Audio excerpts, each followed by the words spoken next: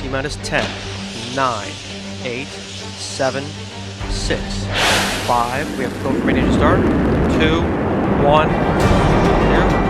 Booster ignition and liftoff of Shuttle Endeavour with NASA's final space station crew compartment that brings a bay window view to our celestial backyard.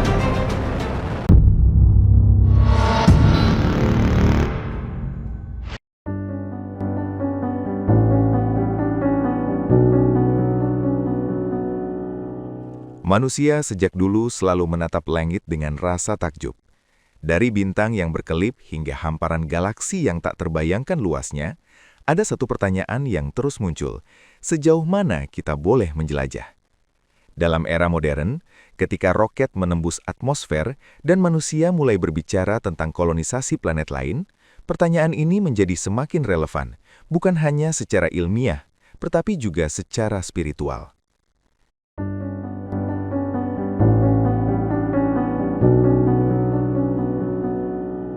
Langit dalam pandangan Islam bukan sekadar ruang kosong yang sunyi dan tanpa makna. Ia adalah ayat, tanda kebesaran Allah yang hidup, dinamis, dan penuh pesan bagi manusia yang mau berpikir. Al-Quran berkali-kali mengarahkan perhatian manusia ke langit, bukan hanya untuk dilihat secara fisik, tetapi untuk direnungi secara spiritual dan intelektual. Tidakkah mereka memperhatikan langit yang di atas mereka? Bagaimana kami membangunnya dan menghiasinya? Quran Surat Qaf ayat 6. Kata memperhatikan dalam ayat ini tidak berhenti pada aktivitas melihat biasa.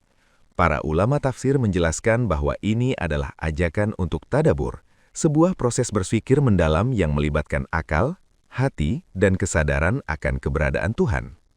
Langit dalam Al-Quran digambarkan sebagai sesuatu yang dibangun dengan keteraturan, menunjukkan adanya hukum dan sistem yang presisi, dihiasi dengan keindahan.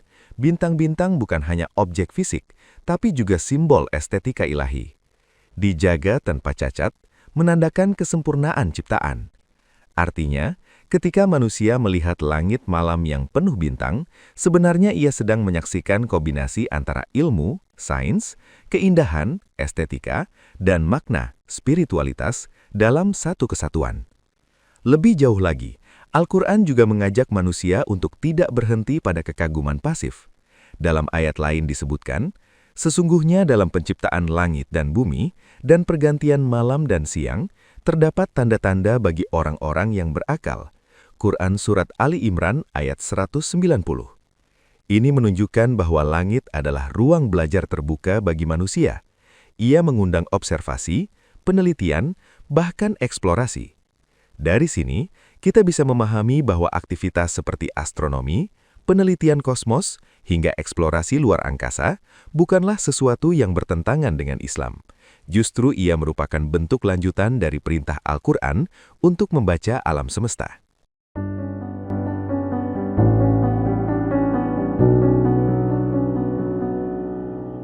Dalam sejarah peradaban Islam, ilmu pengetahuan tidak pernah diposisikan sebagai sesuatu yang bertentangan dengan iman.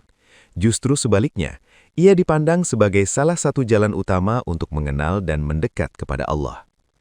Para ulama klasik tidak melihat ilmu sebagai sekadar alat untuk menguasai dunia, tetapi sebagai sarana untuk memahami tanda-tanda kebesarannya. Karena itu, lahirlah tradisi keilmuan yang kuat dalam berbagai bidang, seperti astronomi, matematika, dan filsafat.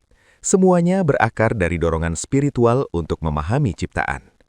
Artinya, aktivitas intelektual, mengamati, meneliti, menganalisis, adalah bagian dari ibadah jika diarahkan dengan niat yang benar. Dalam konteks modern, eksplorasi luar angkasa bisa dipahami sebagai bentuk lanjutan dari semangat ini.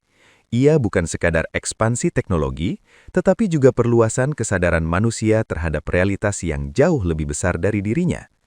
Ketika manusia mengirim teleskop ke orbit atau mengirim astronot keluar dari bumi, sesungguhnya ia sedang membuka jendela baru untuk memahami ayat-ayat Allah dalam skala yang sebelumnya tak terbayangkan. Namun disinilah letak perbedaan mendasar antara pendekatan Islam dengan pendekatan yang murni materialistik. Jika ilmu hanya digunakan untuk menguasai, maka ia berpotensi melahirkan kesombongan. Tetapi jika ilmu digunakan untuk memahami, maka ia melahirkan kerendahan hati. Menjelajah luar angkasa, secara Islam bisa menjadi bentuk tadabur yang sangat dalam. Bayangkan, seorang astronot muslim yang melayang di luar angkasa, memandang bumi dari kejauhan. Tidak ada garis batas negara, tidak ada identitas ras, suku, atau status sosial. Yang terlihat hanyalah satu titik kecil berwarna biru.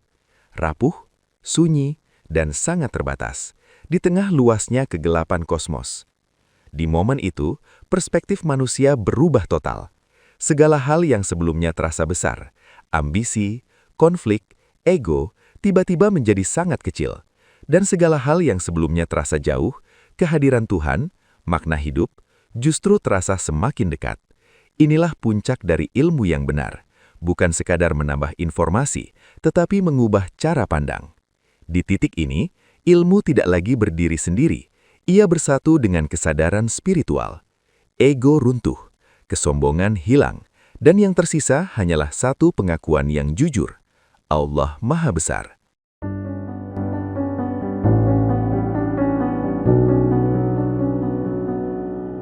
Eksplorasi luar angkasa dalam perspektif Islam bukanlah hal yang bertentangan, justru bisa menjadi bentuk ibadah jika dilakukan dengan niat yang benar. Namun, ada satu pengingat penting. Semakin jauh kita pergi ke luar angkasa, seharusnya kita semakin dalam mengenal diri kita sendiri. Karena pada akhirnya, tujuan terbesar bukan mencapai bintang, tetapi menyadari siapa yang menciptakan bintang-bintang itu. Kalau kamu suka konten seperti ini, jangan lupa subscribe dan share ke teman kamu. Karena ilmu akan lebih bermakna ketika dibagikan.